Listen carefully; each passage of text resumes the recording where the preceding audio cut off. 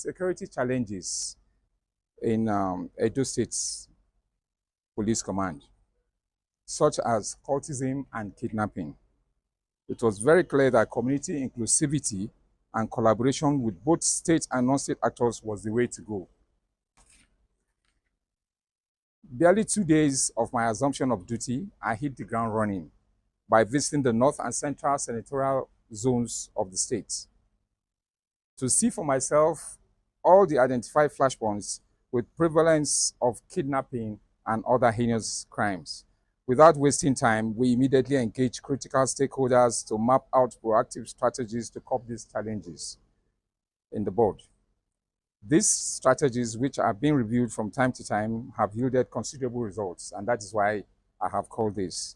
Even though I must say it is not yet Uhuru, I want to share with you the account of my stewardship in the past 30 days.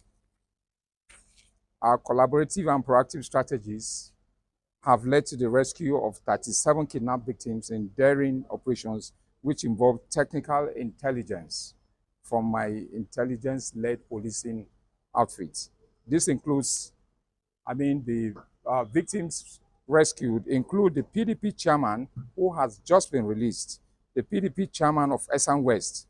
He was kidnapped on Monday, the 5th of May, 2025 at his farm in Ukum Forest, in an isolated location in Ukum Forest. He was rescued today. The officers and men have worked tirelessly over these days, leading to the recovery of 25 firearms, including 2 AK-47 rifles and 165 ammunition, as well as the recovery of 4 stolen or robbed vehicles. The summary of achievements recorded in the past 1 month is as follows.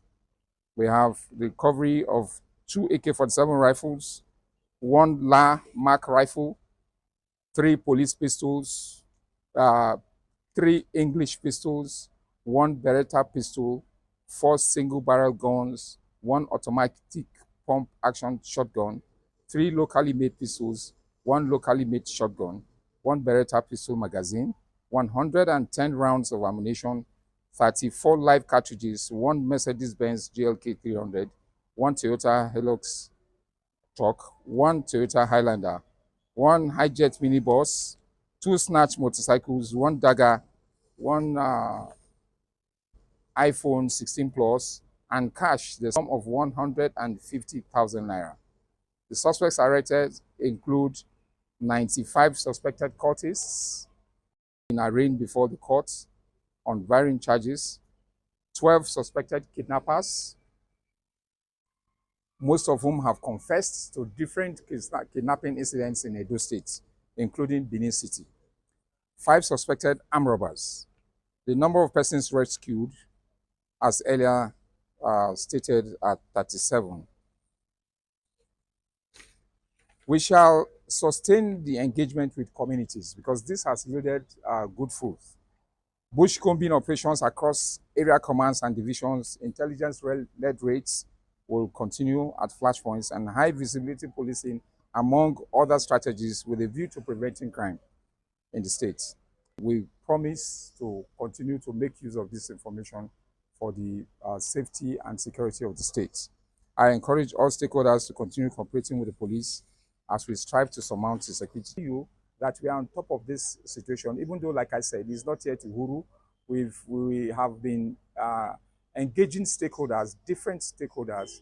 In each community, we find where we have a high settlement of the headsmen, we go and talk to them and bring them together to talk with the people so that they will find a way of working together. And I have personally led bush combing operations that involve the military, the Air Force, where the Air Force even gave us air backing with the helicopter gunships that we went into, because you must agree with me that one of the major problems we have in tackling kidnapping and these herders, farmers clashes is the formidable nature of our forests. And some of these our forests, we can't afford to allow them to be ungoverned. So we are taking over those forests. We are making our presence known. We are combing the places, and we want people to know that we cannot allow any part of the state to be ungoverned. So the state will fully take over. And so I led a group on this bush combing operation, the military, civil defense, Air Force, and we had even hunters and vigilante group men who went into these places, and we're lucky in one of those bush combing operations, a kidnapper was arrested that was later identified by a victim to be one of the people that kidnapped him. We have been having a high rate of rescue of kidnapped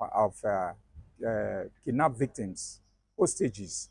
But I must assure you that the operations are not easy, and let me share some of the challenges we have in this respect.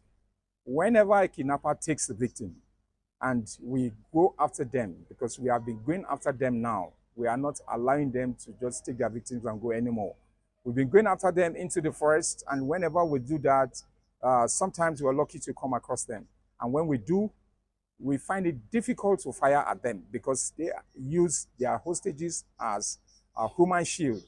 And while they are at liberty to fire at us at will, we have to be very careful the way we respond so we don't injure the person we intended to save. And that is one major challenge we're looking at. But the states, we are working at introducing other technological assistance in tracking these kidnappers that will make it very easy to pick them out without hurting the victims. And as a matter of fact, we want to be further proactive to ensure that the kidnappings don't even take place. But you must give us some time.